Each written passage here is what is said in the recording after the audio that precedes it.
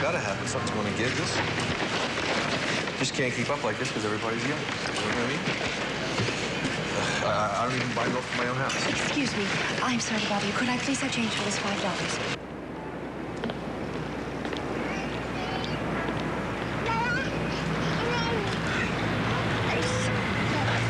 Hiya, little Paul. Yeah, you sure look like your mommy. Hey, how'd you like to come with me, huh? Okay? Want me to take you for a ride in my van? It's terrific, you know. It's like a big house on wheels. You can sleep in the back and you can play. How do you get this thing open? Have a nice day. Thank you. Okay, this goes in here. And you have a nice day, too, okay? Excuse me. What do you think you're doing? Oh, what are you doing? Stop, Johnny! Stop! Oh, Johnny! Johnny!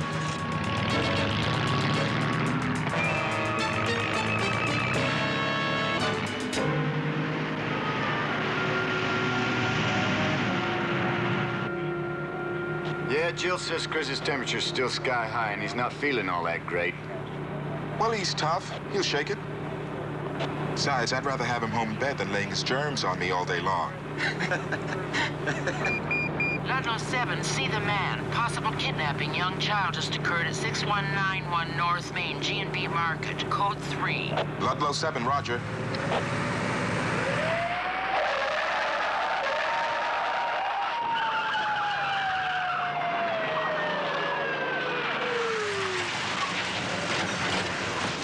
Hi, I'm the one who phoned in. I'm the manager of this market here. I'm telling you, this was the darndest thing I ever saw in my whole life. We'd like to talk to Mother. Where is she? That's the funny part about it. I don't know. I mean, after that car took off, I ran in to call the police. When I come back, she's gone. Did you get her name? Well, it happened so fast, I didn't know what to do. You got to look at the car. Yeah, it was blue. It was like one of those little foreign jobbies, you know? Sir, I got a real good look at it. It was a blue VW convertible. Oh, and I got the license number, too. It almost hit me. It was 137 AEH. I'll check it out. Okay. Your name's Grimm? Yes, Donald Francis Grimm. Mr. Grimm, can you give me a description of the man who took the kid? Well, I didn't get a look at his face. He was young, in his 20s or so. He was thin, but sort of solid built. I'd say around 160, 175 pounds, something like that. How tall? 6 feet. What about the woman? Well, she was nice looking, blonde, about 30. I'd say 5'6". She's not one of my regular customers. I never forget a face. Car is registered to Mrs. Ann M. McNeil. Let's check it out. Okay, thank you. Thank you for your help. Yes, sir. Thank you. Sure, no problem.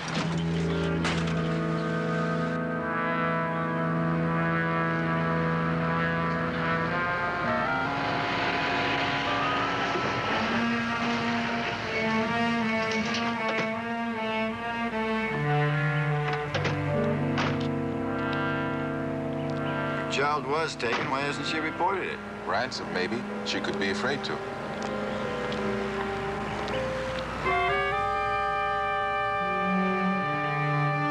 That matches. Maybe that's why she hasn't reported it. Our man could be holed up inside. I'll take the front. You cover me.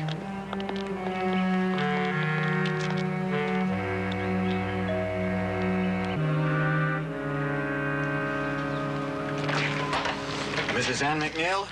Yes? Good morning. I'm Officer Danko. I'm sorry to disturb you. I'm looking for a man who fits this description.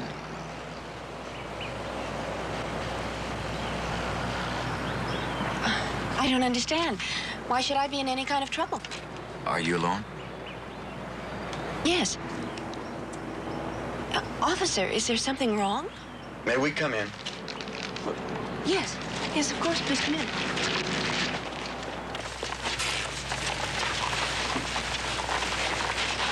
Now, what can I do for you? There was a child stealing reported about a half hour ago, Mrs. McNeil. Your car was involved. Oh, that's ridiculous. Do I look like a kidnapper? We thought you might be the mother of the child. Do you honestly think that I would be standing here casually talking to you if someone had just kidnapped my child? Obviously, there has been some kind of a mistake. G&B Supermarket? You weren't there earlier? No, I wasn't. The license number witness gave us matches yours. Could someone else have been using your car this morning? No, no one. Look, I don't mean to seem rude, but maybe you should just go back and talk to whoever gave you my license number. Well, here's the description of the lady involved, Mrs. McNeil. About 30, 5'6", blonde hair, very pretty.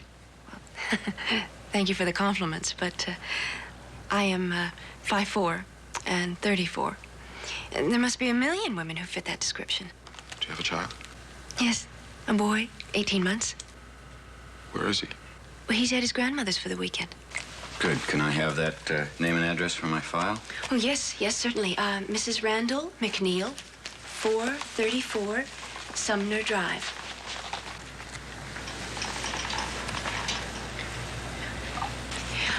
Oh, don't worry. I'm not a heroin addict. The needle is for my insulin shots. I'm a diabetic. If you would like to look around the house to satisfy yourselves, please feel free to do so. No, that won't be necessary. Thank you. Yes. Thank you for your cooperation. Yes, certainly. Sorry to bother you. Oh, no bother. I know you're just doing your job. And believe me, I can appreciate how difficult a job it can be. Thank you. Yes.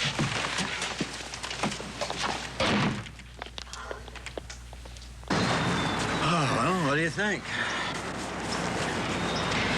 Looks like a lady who's got nothing to hide, right? Yeah, maybe.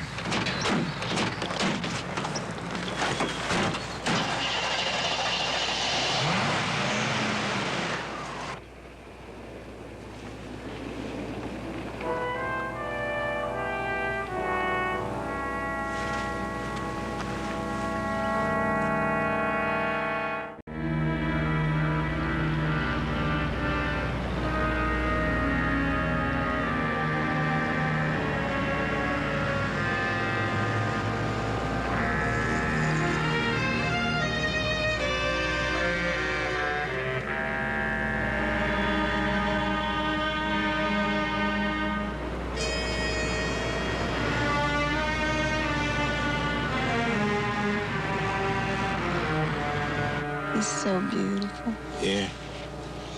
Looks like you. Looks like you, too. He's got your eyes. Think so? Sure. And he's got your nose, too.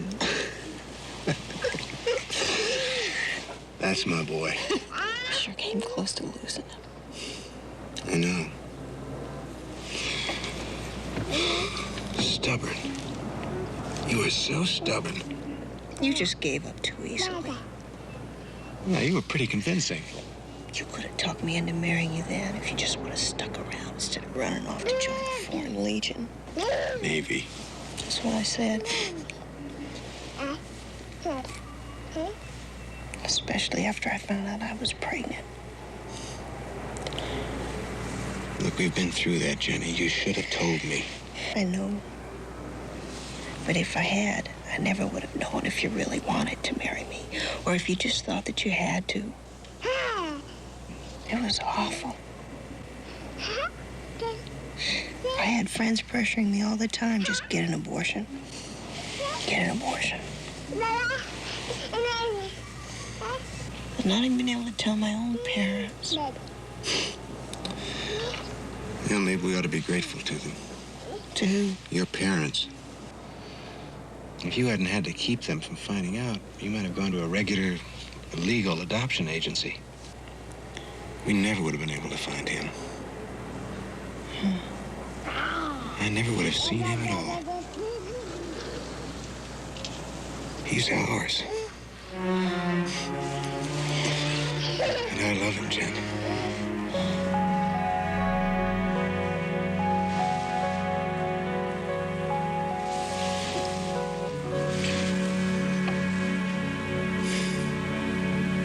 Listen, I don't care what Mr. Lyles is doing. Now, you tell him that we'll be there in half an hour and we expect to see him.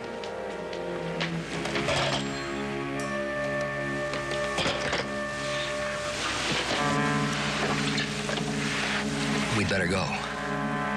Brian, are we making a mistake? We're doing the only thing that we can do. If we go to the police, we'll lose Johnny.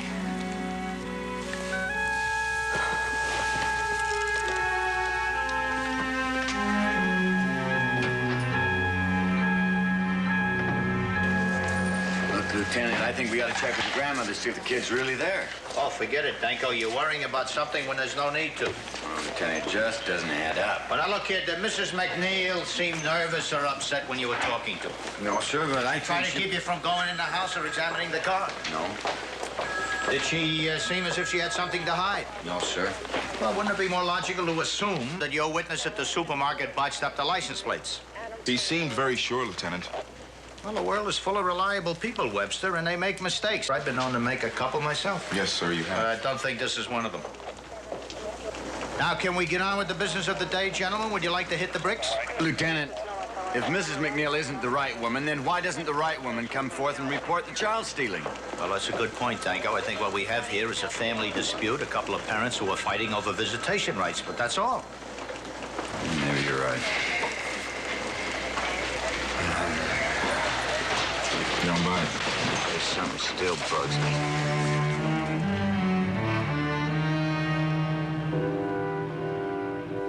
I took a cab from the market, and I found my car about 6 or 7 blocks away. It was at a bus stop, and he had left the keys in it. Johnny was gone. Well, I'm not sure what you expect me to do, Mrs. McNeil. The child is not a refrigerator. There isn't any guarantee on parts or labor. That's right. He's a human being. And for the $10,000 that I paid your so-called adoption agency, I expect you to guarantee that the adoption will stick. You want your money back? It's not a matter of money. Relax, Charlie. Professor wouldn't do anything foolish, now would you, Professor? Mr. Lyles, we wanted a baby desperately, but I couldn't have one. We made the rounds. We learned to play the agency game and tell the social workers exactly what they wanted to hear. It was humiliating. But they all turned us down because I am a diabetic.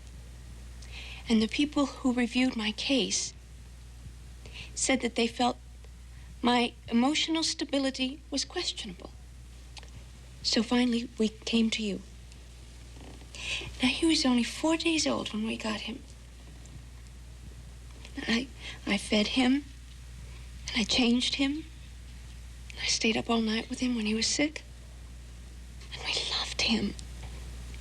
And now, you want to give us our money back? I'm sorry, Mrs. McNeil, but I'm afraid there isn't anything I can do for you. Lyles, I want you to get our boy back for us, and if you don't, you're in trouble. You threatening me? Yes, I guess I am. I'm not good at this, but I guess you had somebody planted in one of those legitimate adoption agencies we went to. They could tell you whose adoption request got turned down. They knew everything about us, how much I made, how much we had in the bank. Go on, Professor. Well, obviously you had to have people in Detroit, too, because you recruited the girl there. You probably have them all over the country. What do? Set up phony counseling and abortion centers to talk unwed mothers into letting you arrange the adoption. The girl said she only got her medical expenses, so you must have kept nearly all the $10,000. It's a good business, illegal but profitable. Professor McNeil, I realize you're upset, and I sympathize with your problem.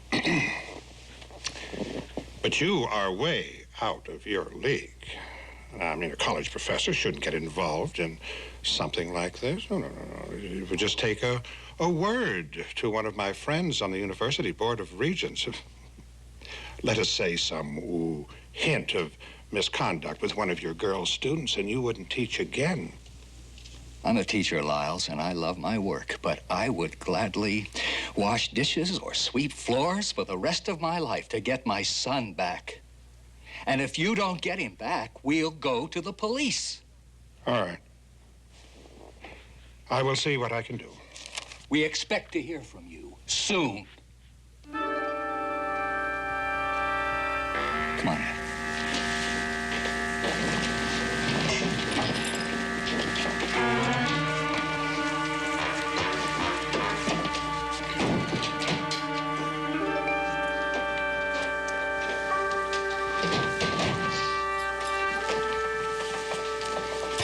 You want me to take care of them in the usual way? Oh, no, I don't think so. Now, they're respected members of the community. They're too visible to eliminate. You and Dan get right on it, Try that supermarket first. If he was driving a car, it might still be there. I'll get you a photograph of Stalker for identification. This is it. It's gotta be Stalker's.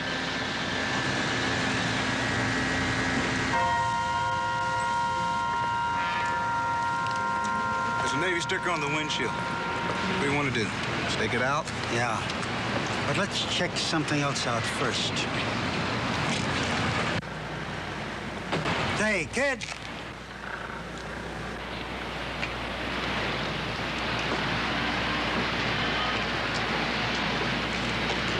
We're police detectives.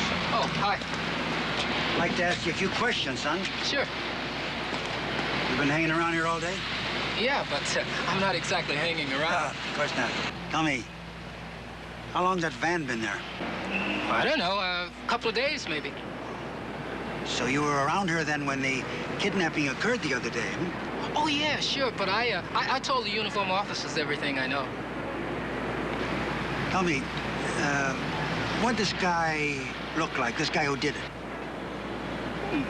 21, 22, about 6 feet, and he had brown hair and it was cut kind of close, and brown eyes. Stalker, all right? Yeah. Hey, listen, we're closing up, so I gotta get back to work, okay? Listen, you get back to work when I tell you to, not before. I mean, listen, son. Have you seen anybody else hanging around that van? No, I haven't seen anybody. Hey, what is this, man? Hey, look, if you guys are from the police, I want to see your badges. Don't be a hero, punk. Now you listen, and listen good. Anybody ask about us, we ain't been here. You got it? Look, I gotta go. My friend said, you haven't seen us or heard of us. Well, there's more where that came from. You dig?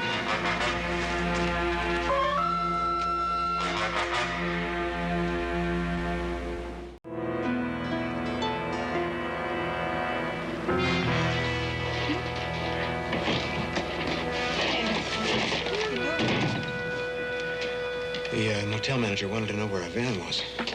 Yeah, so what'd you tell him? No, I said we dropped the transmission and it's being overhauled. We gotta get back to Detroit. You're gonna lose your job if we're gone much longer. Yeah, we're gonna have to get back in the next day or two, or we won't have enough money left for gas. Well, why don't we just hitchhike? No, it's too dangerous, hon.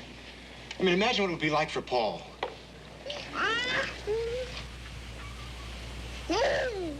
I wish we could just get on an airplane and fly back there like real people, you know? Yeah. If only there was some way to find out if the police were watching the van. Well, what about a disguise? No, that's not the problem, Jen. I mean, how am I going to spot them? They're not just going to be sitting there in a police car.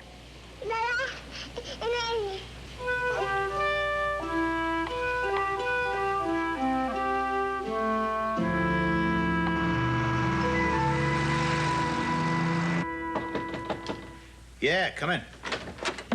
Lieutenant,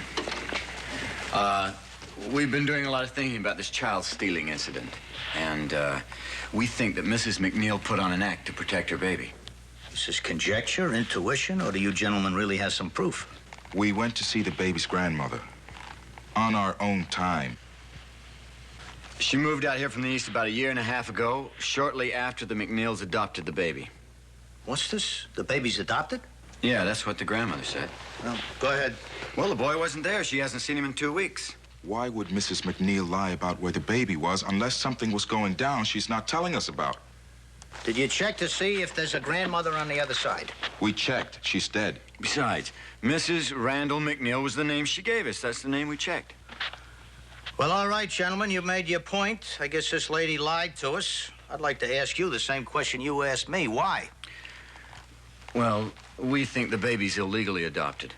From what you've told me of that family's circumstances, I would think they wouldn't have any trouble at all adopting. There could be any number of reasons, Lieutenant. Maybe the adoption process was too slow, or maybe there was a health problem. The legitimate agencies won't go for that. You know of any health problems? Yeah, as a matter of fact, Mrs. McNeil is a diabetic. Now, Danko, that alone would not do it. I have a friend who was a diabetic. He wanted to adopt. He had to appear before a panel. They reviewed his case. He came through with flying colors. Now he's the father of the cutest kid you ever saw in your life. Yeah, but what if that panel review board found complications on an emotional or physical level? Now, that's another can of peas. Diabetes, in addition to a mental or a physical complication, would do it. Then the couple would be desperate. They would decide to buy a baby. This would seem like a simple solution. But when it blows up, the only one who doesn't get hurt is the adoption shark. Exactly. Well, that's why we think she wouldn't talk to us. That's possible. Do you have the McNeil's phone number when you wrote up the report? Yeah, I got it in here somewhere. This is on our own time, you understand? Yes, of course. See if the McNeils are home. I think we'll have a little talk with them. Okay. Mrs. McNeil, I believe you told Officer Danko that your son was with his grandmother on the day of the kidnapping. Yes, that's right. Well, now, Officer Danko tells me he had a talk with your mother-in-law. She hasn't seen the boy for a couple of weeks. Oh, I met his other grandmother. Well, now, your mother-in-law says that your mother passed away quite some time ago. Yes, my mother did die, but my father remarried. Johnny was with my stepmother. I see. The baby's adopted. No.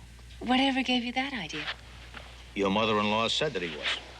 Lieutenant, I don't understand this third degree. Oh, Brian, it's all right. They're just doing what they have to do.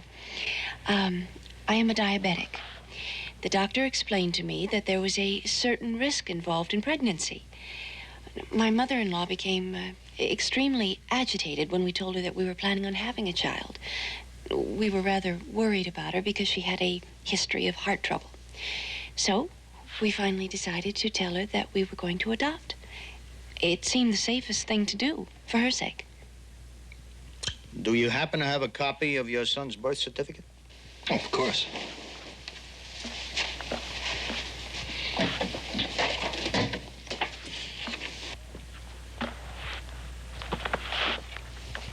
He was born in Detroit.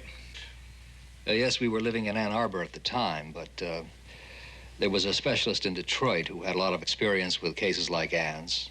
You can understand that we didn't want to take any chances. I understand. What I'm confused about is why the police should have this interest in Johnny. It appears that a child has been kidnapped, Professor, and we have reason to believe that that child is yours. Excuse me, Lieutenant. I think I can settle this question once and for all. Can I offer you a drink? That's very kind of you. I think we'll be leaving in a minute. Gentlemen, meet Johnny McNeil. Johnny, this is Lieutenant Riker and Officers Danko and Webster, the policemen. I'm afraid we owe you an apology. We won't be bothering you any further. Good night. Good night. I hope you'll forgive the intrusion. Certainly. Good night. Good night. Thank you. Good night.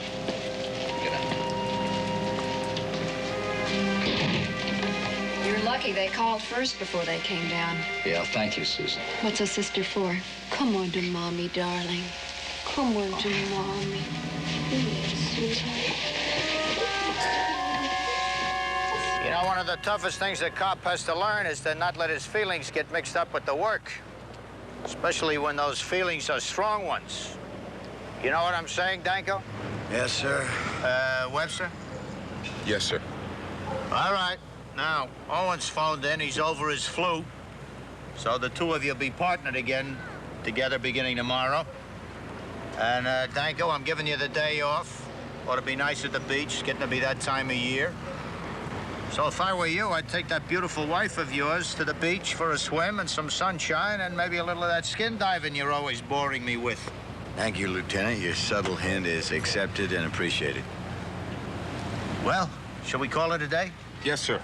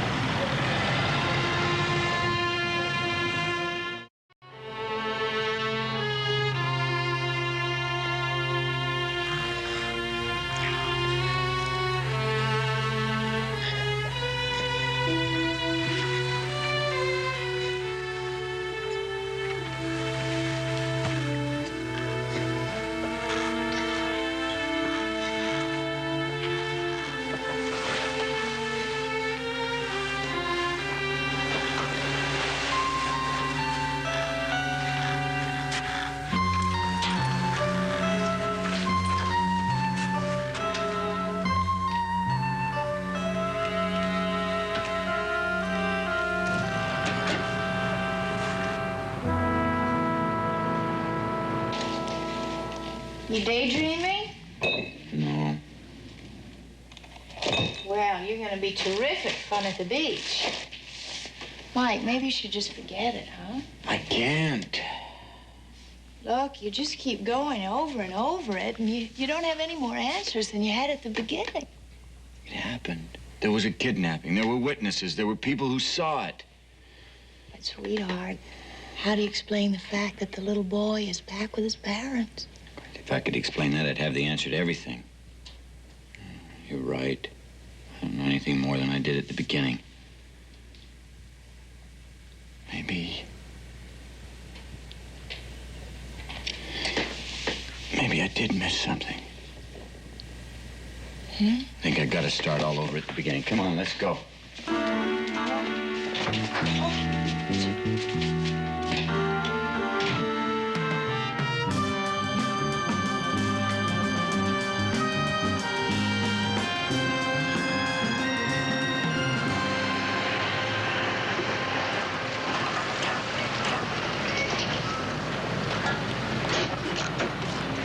How much longer are you going to be in there, Sammy?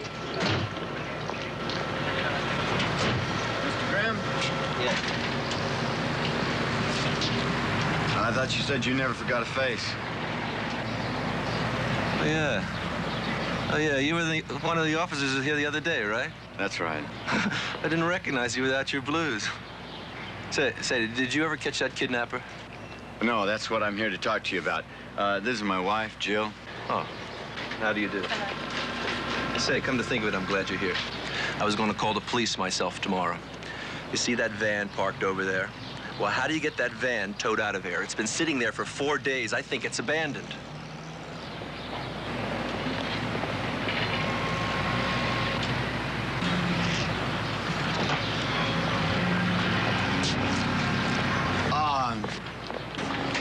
I'll be right back. Hey, buddy. Hey, wait a minute. Hey, I just want to talk to you, okay? Look, you were willing enough to talk to me the other day. How come all of a sudden you're playing hard to get? Look, I've got nothing to say to you now. Just leave me alone, okay? Wait a minute. What's happened? What happened to make you so gun-shy? Look, you don't need to be afraid to talk to me. I give you my word, nobody's gonna hurt you. You want to tell me about it?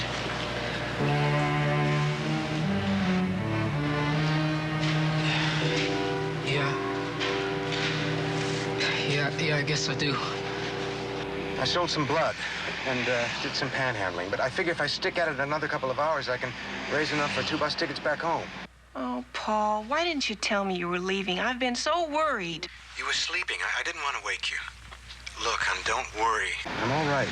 I'm just gonna hang out here long enough until I can raise enough bread to get us on that Detroit bus. I gotta go now. I'll see you in a couple of hours. Paul?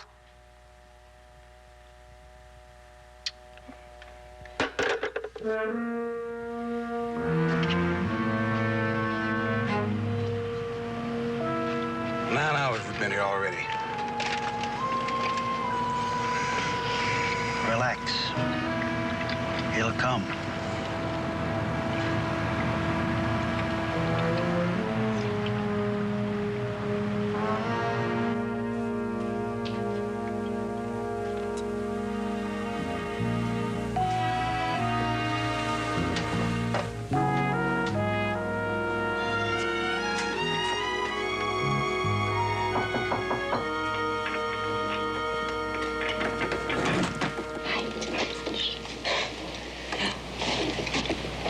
Did you get him? Huh? I'm almost ready. I just gotta wake the baby. Paul? Did you get the tickets? Yeah.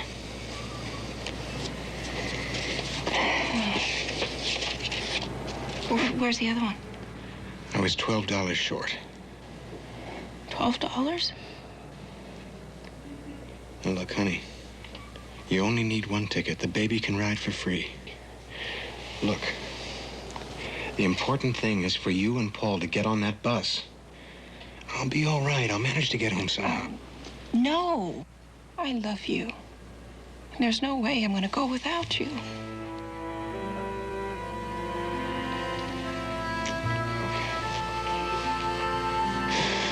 Okay, I'll try and go get the van tomorrow.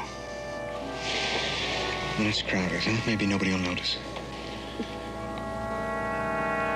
Hey, it's okay. Come on now. It's all gonna be all right.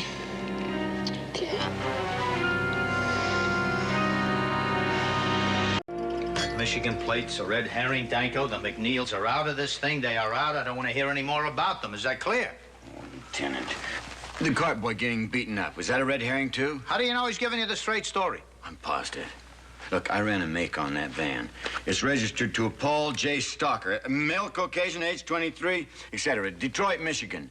Now, I'm checking into his Navy record. I've got a request in for information regarding any child by the name of McNeil or Stalker born in Detroit about 18 months ago. Did you get anything? Well, nothing yet. I think we ought to stake that van out 24 hours a day, because if it is Stalker's, he's going to come for it, because he knows that sooner or later we can trace it. Danko, if this were the best of all possible worlds, we'd have a couple of hundred extra men on duty in this precinct at all times. Then we could assign 6 of them to a 24-hour-a-day stakeout. That makes 18 men, and never give it another thought. But it isn't, we don't, and we won't. Now, I'm due in the captain's office for my weekly dressing down. So if you have anything more important to say than what he's going to tell me, I wish you would. I don't. All right. Danko, that supermarket is in your beat, isn't it? Mm-hmm. Well, if you were to cruise that particular vicinity during your tour, I do not see how I could look upon that with any disfavor. Do you? No, sir, I don't.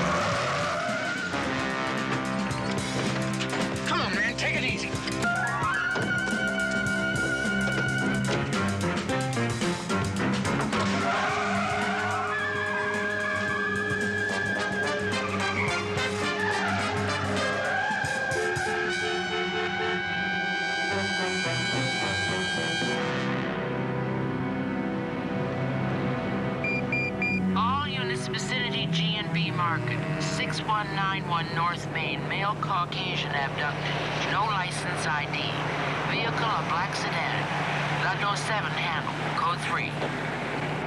Ludlow 7, roger.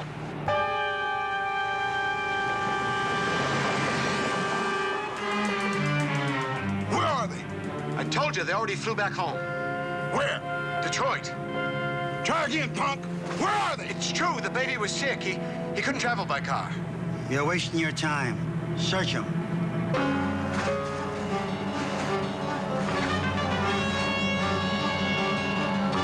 Southern Motor Inn.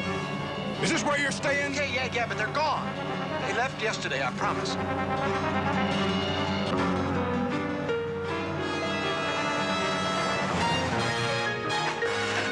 Well, here got a bunch of baby toys. Hey, Mike. Southern Motor Inn. They new? Brand new, not a match struck. That could be it. Let's go. Follow me. I think we got something. Come on, I tell you. Let's go look for Dad, okay? Let's go look for Dad. Come on.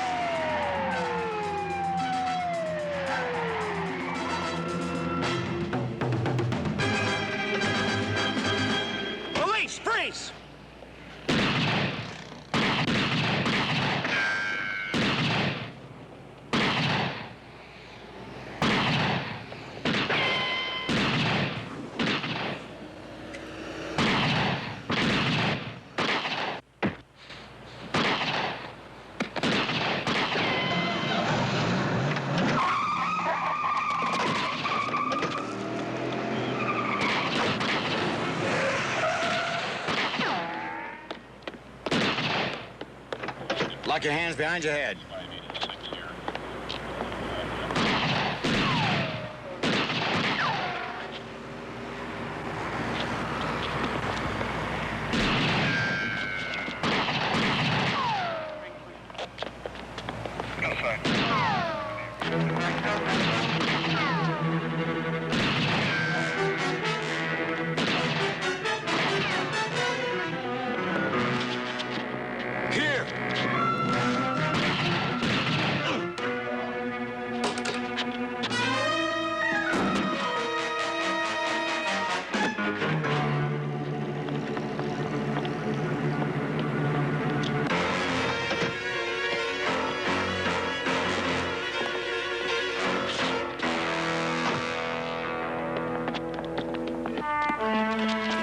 Are you all right?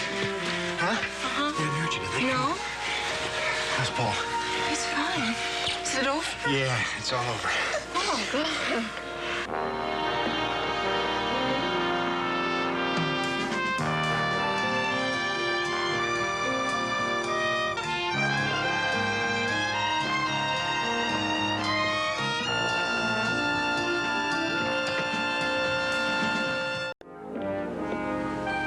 Weren't you taking a chance in helping Mr. Stocker find a job? Oh, I don't think so, Your Honor. He had an excellent Navy record where he learned a trade. After his service, he went back to Detroit, got a job as a TV repairman, found a place to live, married Mrs. Stocker. His employer there was very sorry to lose him. As a matter of fact, he spoke very highly of him. He needed help. I felt he deserved it. Mm-hmm. I see that he's been at his new job here for almost a month. How has he been doing? Very well, Your Honor. Thank you, Officer Danko. You may be seated. Professor and Mrs. McNeil, Mr. and Mrs. Stocker, would you step forward, please?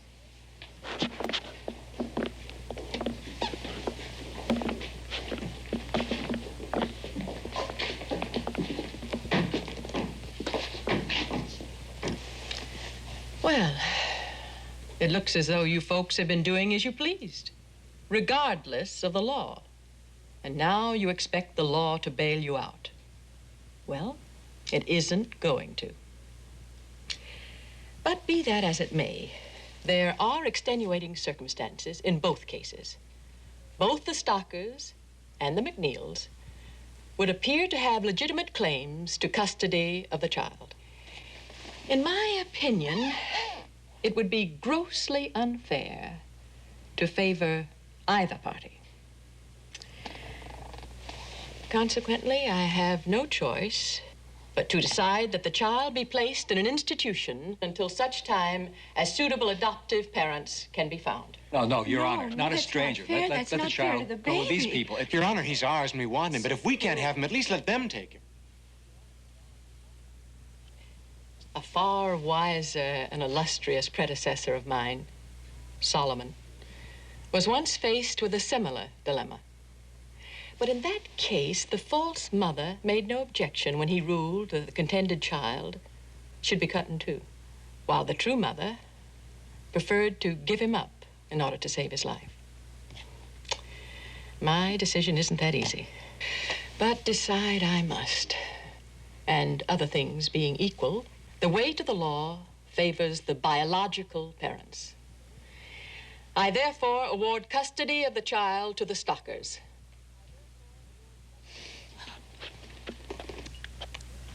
I'm well aware that nothing can make up for the loss of a child that you've raised for a year and a half as your own.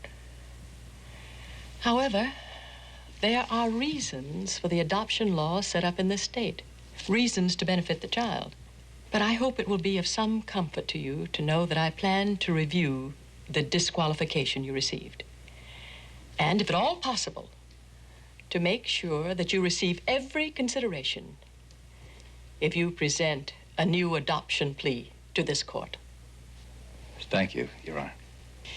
And may it be of consolation to all of you that Jerome Lyles and all his associates, who profited illegally by exploiting your human needs, have been brought to justice.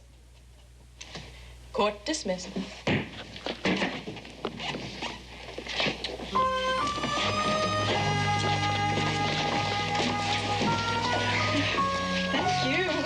We never would have made it here without you. Yeah.